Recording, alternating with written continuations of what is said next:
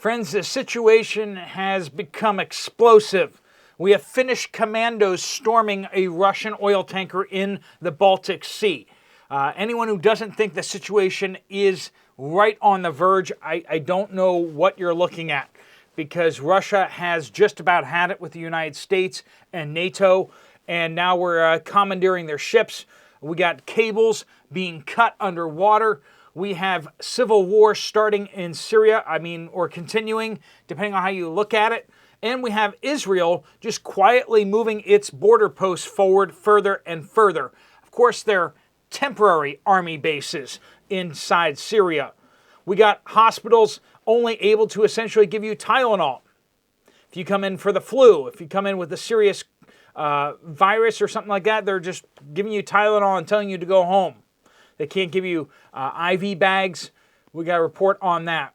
We have an update on the FinCEN reporting that's being required of small businesses, churches, and nonprofits. If you haven't heard about that, very important news out there. Now, I did just on the previous report say January 1st.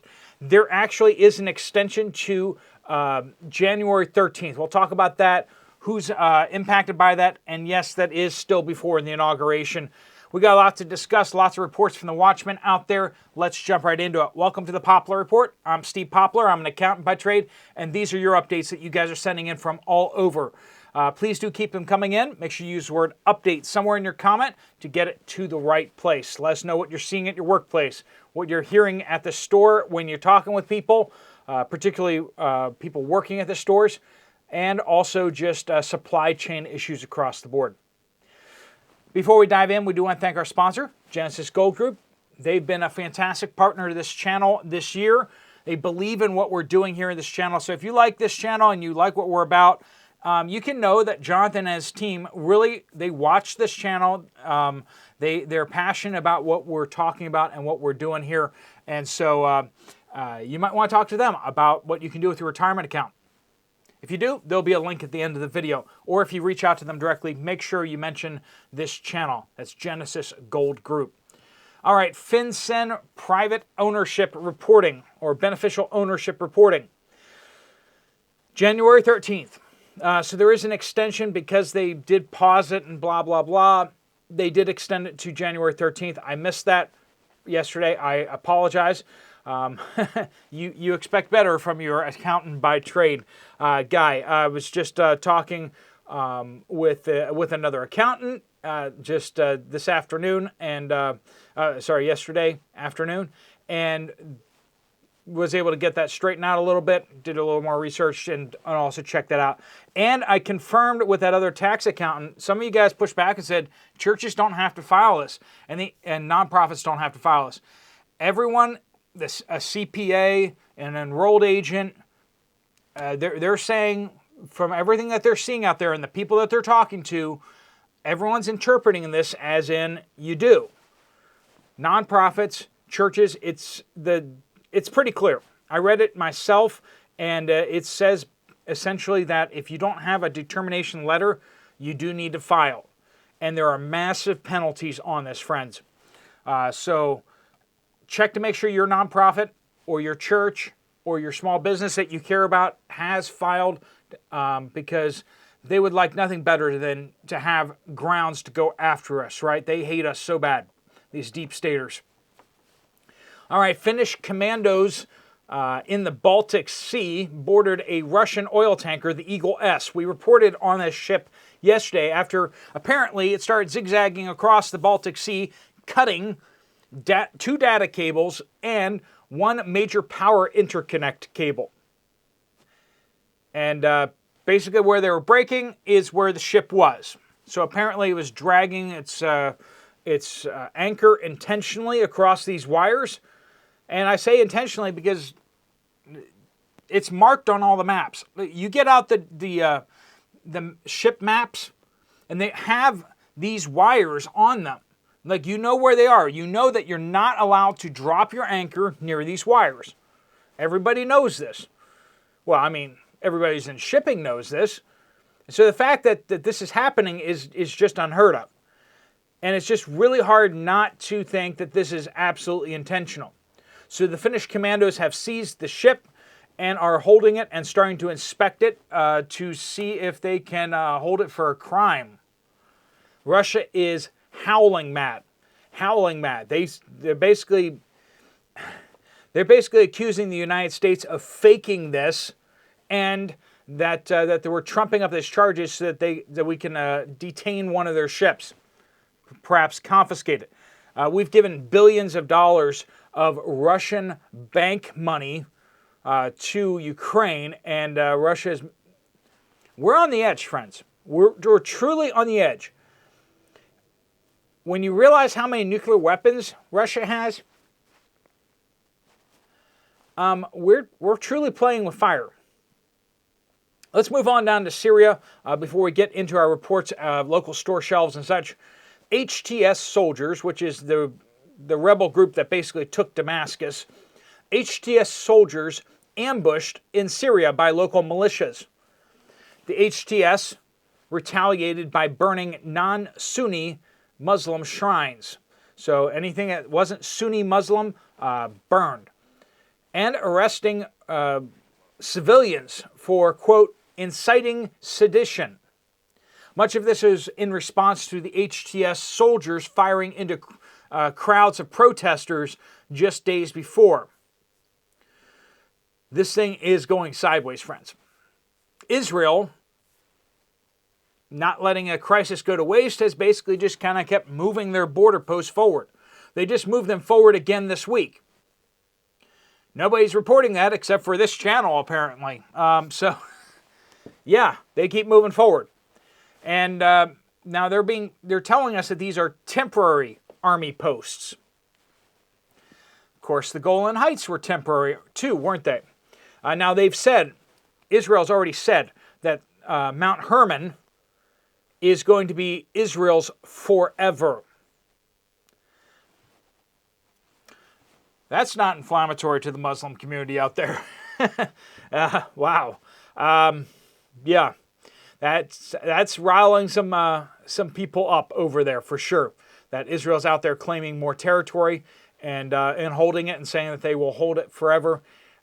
If you're not familiar with the Islamic concept, basically the idea is that after Muhammad, Islam's going to keep gaining ground. That's the prophecies, that it's going to keep gaining ground across the entire world. Never fall backwards. It's always going to just keep moving forwards. Of course, that's not exactly how history has played out. And that's one of the reasons why Israel just drives them nuts, because Israel is non-Muslim and it's in the center of the Muslim world. It's gone from Muslim to Jewish and free, non-Muslim control, and they can't abide by that, right? And the idea that Israel's actually gaining more territory is just even worse for them. MRO says, I work at a bank. Can't say as to the new requirements of beneficial owners, but I can say that there are sections of the account application for applying for bank loans and such that contains that information. So basically this information is going to be ported into all of the banks. Every time that organization applies to a bank loan, opens a bank account, what comes into that bank servers? All that information that's going to be just used by the IRS for anti-terrorism stuff. It's going to be in front of everyone's eyeballs every time you walk into a bank. How's that for fun? Privacy doesn't exist. Doesn't exist at all. And also say, we will probably require this information to apply for a new bank account as well. This is from Critically Concerned Regular. Louisiana just received word that our small business will be required to go on January 1st from 4.5% sales tax to now 5% local tax. It's already at 5.5%. So we're now together, all this tax is going to be 10.5% on every sale in Louisiana. That might be just in certain localities, but that's a lot of sales tax. Chuck Roast says West Central Montana local chain grocery store was completely out of local farmer eggs. I asked the manager who was helping stock the products in the dairy section when they would get some, and he said he would call them. However, he never got an answer. Terry says, Steve, we need a worldwide update. How does the United States compare to other countries in the world with culling of chickens? Good question. Are we facing the possibility of importing eggs? Talk about a shipping nightmare. Oh, if it were only so simple. See, most of the world understands biology, whereas the United States, not so much. So when an egg is laid, the United States sees that egg as dirty and dangerous. And so what we do is we take it and we scrub it with all sorts of chemicals and we strip the bloom off of it, basically making it porous, and now it's going to go bad. So you have to refrigerate it. Now, if you've ever been over to Europe, I was just in Europe, and you go into a supermarket, and the eggs aren't in the refrigerated section. They're like sitting out like basically near the bread, just in stacks, just kind of piled on the floor or on shelves. The eggs aren't refrigerated. And yet they last longer than American eggs that are refrigerated, because they don't scrub the bloom off. The bloom keeps it so that bacteria and stuff can't get into the egg. If you may have noticed, an egg is kind of sealed. The United States decides to poke holes in the protective layer all over it. So, all that said, before we can import eggs from other countries, we have to wash the eggs according to USDA requirements. And that's just expensive and a big hassle if it's not being done at the farm. If we import the eggs and then try to scrub them once they come into the country, it would be more expensive than just going without. So, in short, we can't really import eggs very easily. Also, we can't export eggs because nobody wants our scrubbed, clean eggs. Other countries are like, what are you doing? What did you do to this egg? Because we don't understand biology here in the United States. Regarding the cullings of chickens, so all this mass extermination of chickens in order to protect people from bird flu or something, I don't know. Basically, most other countries don't actually give the numbers of what they've done. So they don't announce it. So the United States does announce it through the APHIS system and the APHIS website. That's APHIS. You can Google it. APHIS, what's it called? Bird flu, backyard flocks. That'll get you to the right place. So I check that daily to see what they're doing. But other countries don't actually reveal this information. So they sometimes get it out into a newspaper, sometimes, but usually not. So you get hit or miss information leaks on whether they've culled many, many chickens, but usually it goes unreported because you're not allowed to know in other countries like the UK, Canada, and Australia. This is from Ron. Can't find chicks anywhere in southern Ohio. This is from Steve. North Central Indiana. Apple cider vinegar is starting to get scarce again. Also, $1.25 tree is almost out of aluminum pans, products, and plasticware stock was also very low, much like 2020/2021. During the cough, cough, friends. Happy New Year to all. Yes. How could it possibly be worse than this year? Yeah, anyway. Probably will be. Sorry. Jeff says, Utah. Medicare cutting back on what food, yes, food, not booze, not cigarettes, not junk food, but food that can be bought on the food card at checkout.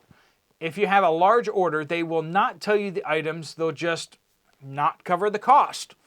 You have to buy items one at a time to identify what is not covered. The last 3 weeks, about 20% of my food shopped for has not been covered anymore. be aware of that. Hungry Hobbit says, our house caught the worst flu we have probably ever had, exception possibly swine flu, for Christmas. I got my kids through and hung on till Christmas night and drove them to the ER. I was told there that there wasn't much they could do except Tylenol or muscle relaxers. I asked about an IV for dehydration. I can tell I'm dehydrated. I've had a fever of over 103 for 2 days, but nope. It dawned on me that maybe there's still a shortage. Yeah, we just talked about that yesterday. Here, there indeed is. They're trying to fix it, but it still exists. But no treatment for dehydration. I can't keep much down, so it's not like I can chug water. Anyway, they gave me a big dose of Tylenol and I left. Waste of time and money. I've never had such a useless experience. Weird times we are in. I'll be ordering extra Tylenol for my stash. Well, I mean, if you go to the hospital and all they can do for you is give you Tylenol, then you can be like, I could have done this myself if I just had Tylenol. I could have just stayed home, drank some chicken noodle soup or whatever, and taken my Tylenol. And this is one of the reasons I know some of you guys push back on the whole Gatorade thing because you see it as just a sugary drink. But for rehydration, having powdered Gatorade or other, if you can mix up your own hydration solution, awesome idea. You can definitely look up recipes to do that and have all the basic components for that. But, if you just want to just grab some bottles and stack them or some powdered packs so that you can have Gatorade in case you need to rehydrate somebody. Okay, if you're not going to poke them in the arm, you still need to rehydrate them somehow. Hans says, thank you for all the updates over the past years. Hearing about egg shortages in the past by you, my family and I bought 13 chickens this past spring. Wise choice. We currently produce about a dozen eggs a day year-round. Well, we'll sell the excess eggs for only $3 a dozen to people at our church to help with feeding the chickens. They're going to still charge just to pay for the feed, right? So far, so good. Lots of eggs here. We have Golden Comet and black sex-link chickens. That's what I got before myself. And we feed them, do more layer feed, crumble, in case anyone is wondering. Thanks again. We live in the Pocono Mountains of Pennsylvania. All right, I like this next tip right here. This is a great one. The Last Pirate says, one of my New Year's resolutions this year is to start a Steve Poplar was right jar. That's a good one. I think we could use that one. And you might it would be a great savings account because you'll fill it up fast, right? Julie says, our food bank in Northeast Georgia served 1,758 families in 2024. Not that very long ago, we were serving only about 300 families a year. But we have really grown because the need is that big in our area. There was a gentleman that came in and started crying when we gave him food, reminding me of how blessed I am, even though I have low annual income. I was very humbled. Remember to count your blessings. There's probably someone else worse off than you are. Good thing to remember, especially this time of year, those who are in need. Don't forget the folks in North Carolina, folks in Tennessee. They're still suffering from the storm damage. Keep them in your prayers.